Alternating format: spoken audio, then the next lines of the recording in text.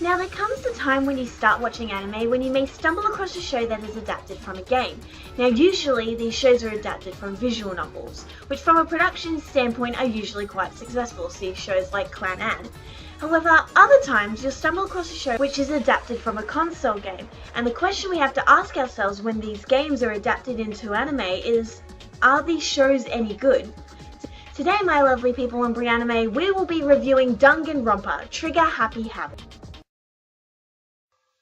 Trying my hardest to not get into spoilers, we are introduced to an elite high school, Hope's Peak Academy, where our leading protagonist Naegi Makoto seemingly passes out and awakens to be faced by 14 other elite students. All dazed and confused, the so-called principal, Monokuma, which is a bear by the way, explains to the students that they are trapped in this school forever. The only way to graduate is to kill one of their classmates and get away with it. If the other students identify the killer is the only one executed. However, if they fail, the killer graduates and the rest of the class is annihilated. Now the characters is where I had my main issue with the show, because there are a lot of characters, 15 in total not including Monokuma, and the character design overall made the show lack any realism to it, which makes it hard to form any connections with the characters at all. One, because there's so many of them, and two, because the overall design of the characters doesn't really suit the show, even for an anime. Now our leading protagonist Naegi Makoto is actually where the show really succeeds. He's an enjoyable character to watch. His intellect is really enjoyable to watch, especially during the trial scenes, because he solves nearly every single one of those. Although at the start I thought he was a bit of a wish fulfillment character just because of how easily he seemed to answer all the questions, I did actually generally enjoy watching him progress.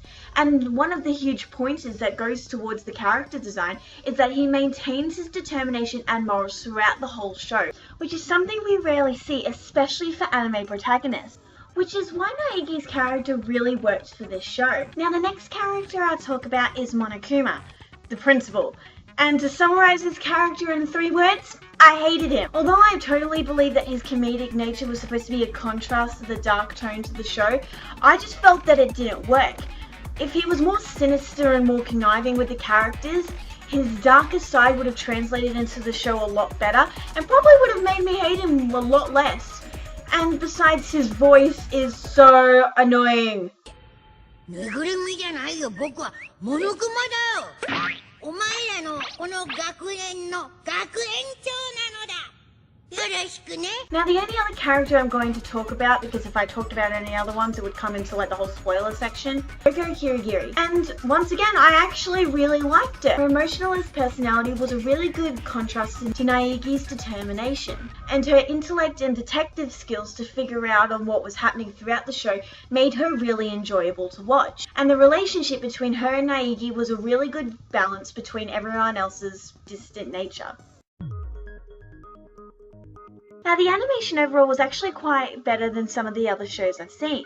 The only real letdown to the animation though was the blood, because for one, it's pink. And because of this, it loses a lot of the realism and shock value to the deaths than what they would have had if the blood was blood coloured. And overall makes the deaths seem a bit more lighthearted than what they're actually intended to be. Now the death scenes took me some time to get used to. At first, I hated it. I didn't think it suited the tone of the show at all, and I felt that it lacked any connection to the characters that were actually getting killed. And it's obvious that the death scenes are game animation, which is obviously nostalgic for previous players of the game, but as a new audience member, it didn't really connect with. However, the death scenes did grow on me, and the 2D steampunkish style I felt was a good way to connect with the game's fan base, as well as keep new audiences entertained.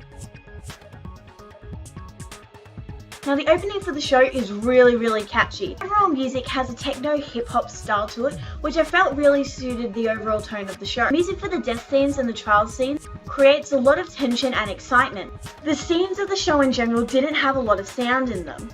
So when they did have sound, it was a good element to add on top of the animation. Now at the time of this release, there is no English dub for the show. However, I do believe that there is an English dub for the game. So if you want to know what could have been, you can just go on YouTube and watch the walkthrough with the English dub to see what it would have sounded like.